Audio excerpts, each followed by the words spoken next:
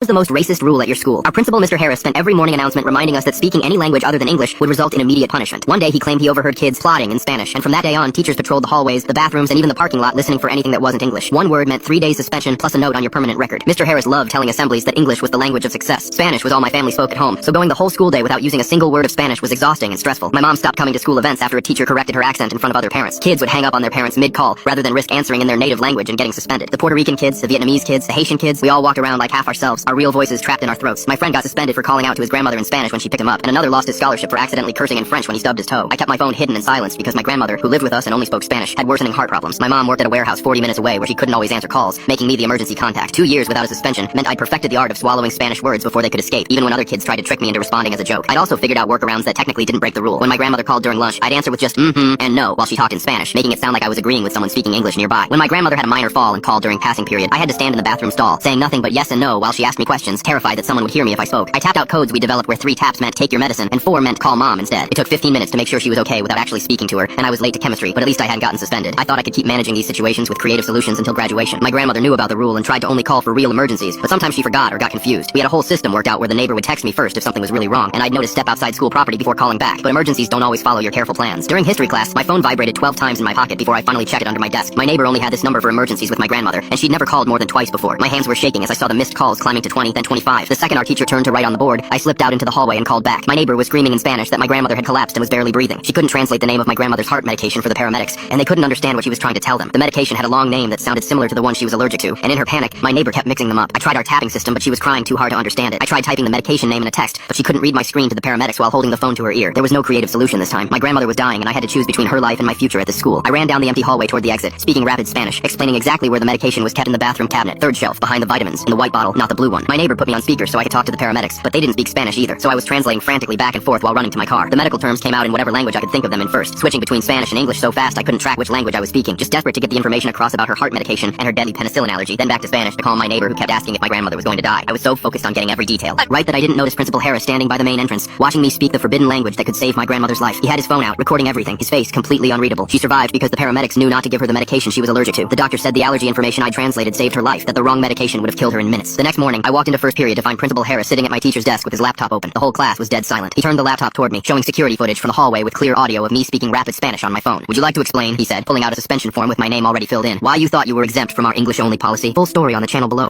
Scan the QR code to enjoy the wonderful continuation for free. New users will also receive additional rewards.